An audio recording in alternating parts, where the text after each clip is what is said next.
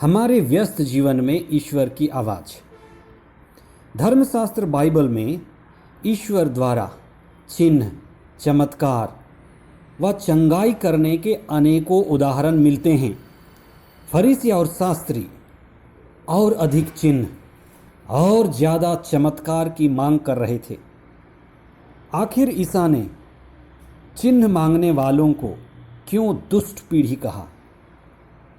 यहाँ दुष्ट पीढ़ी का अर्थ है एक चालाक पीढ़ी, एक बेईमान पीढ़ी, एक अंधी पीढ़ी, ऊपरी सांसारिक व दुनिया के आकर्षण में जीने वाली पीढ़ी, ईश्वर को नहीं पहचानने वाली पीढ़ी, अहंकार और एक भ्रमित पीढ़ी।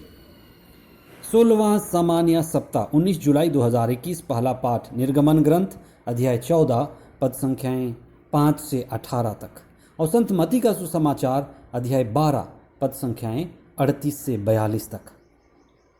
ईसा के द्वारा प्रस्तुत किए गए चिन्ह, चमत्कार व चंगाई जादू, टोना व टोटका नहीं था जो मनुष्य की चालाकी द्वारा दूसरों को मूर्ख बनाकर अपने नाम व पैसा कमाने के लिए किए गए थे। चिन्ह व चंगाई का उद्देश्य है ईश्वर की उपस्थिति को प्रकट करना। चिन्ह ईश्वर के उपस्थिति का प्रतीक है। ईश्वर की उपस्थिति में हमें दुनिया की बुराई के प्रति नफरत और अपने पापों के प्रति पश्चाताप करके ईश्वर से संयुक्त होकर एक नए जीवन की शुरुआत की प्रेरणा मिलती है और यही निमंत्रण हमें प्रभु यीशु देते हैं। चिन्ह हृदय परिवर्तन का एक बुलावा है जो ईसा के समय भी अधूरा रह गया था। सुसमाचार के मुख्य अंश। कुछ शास्त्री और फरीसी ईसा से बोले, गुरुवर, हम आपके द्वारा प्रस्तुत कोई चिन्ह देखना चाहते हैं। ईसा ने उन्हें उत्तर दिया, यह दुष्ट और विधर्मी पीढ़ी चिन्ह मांगती है, परंतु नबी योनस के चिन्ह को छोड़कर इसे और कोई चिन्ह नहीं दिया जाएगा। जिस प्रकार योनस 3 दिन और 3 रात मत्स्य के पेट में रहा, उसी प्रकार मानव पुत्र भी 3 दिन और 3 रात पृथ्वी के गर्भ में रहेगा।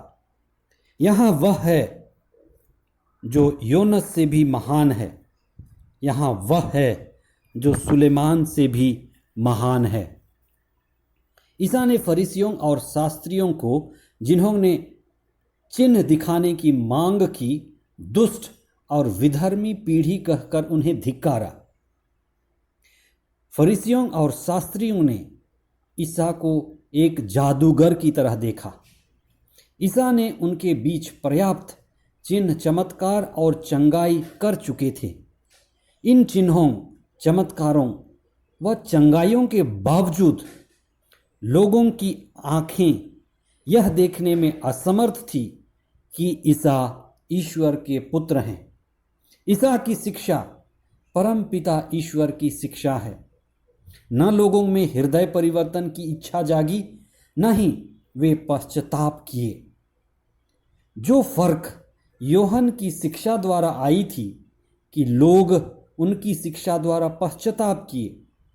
महारानी शीबा, जिसने सुलेमान की प्रज्ञा से बड़ी प्रभावित हुई थी, लेकिन ईसा ने अपने समय के लोगों को एक दुष्ट, विधर्मी और बड़ा ही हठधर्मी व अंधविश्वासी पीढ़ी पाया। ईसा ने उन्हें आखिरी चिन्ह दिया और वह आखिरी चिन्ह था अपने ही दुखभोग, अपनी मृत्यु और पुनरुत्थान का चिन्ह।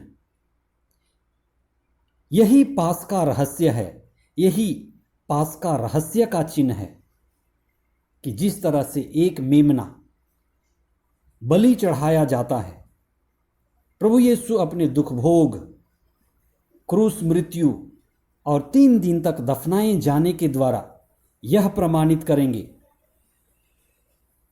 कि वे पुनर्जीवित ईश्वर के प्रतिरूप हैं। योनस ने अपने मछली के पेट में जाकर 3 दिन जीवित रहने का अनुभव लोगों से साझा किया, तो लोग इस महान घटना को महान चमत्कार व चिन्ह समझे और अपने जीवन में पश्चाताप का फल उत्पन्न किए। ईसा का दुख भोग, उनकी मृत्यु और उनका पुनरुत्थान वह चिन्ह है जो यह साबित करता है कि ईसा ईश्वर के पुनर्जीवित पुत्र हैं। यही पास का रहस्य है और इसी को हम मिस्सा बलिदान में रोज मनन चिंतन करते हैं, अनुभव करते हैं। मूसा की अगुवाई में लोगों का लाल समुद्र पार करना एक पास का रहस्य का हिस्सा है कि ईश्वर ही हमें बंधन से आज़ादी की ओर और मृत्यु से अमरता के जीवन की ओर ले चल रहा है। आइए आज हम विशेष प्रार्थना करें। हे प्रभु यीशु, हमारे विश्वास को बढ़ाइए, हमारे अल्प विश्वास को मजबूत कीजिए। हम जीवन की हर घटना में तेरी दिव्य उपस्थिति और महान घटनाओं को देख सकें। रोज दिन की प्रार्थना हमें हमारे पाप से मुक्ति और अंधकार से प्रकाश की ओर ले चले। यह प्रार्थना हम करते हैं हमारे प्रभु ख्रिस्त के द्वारा। आमीन।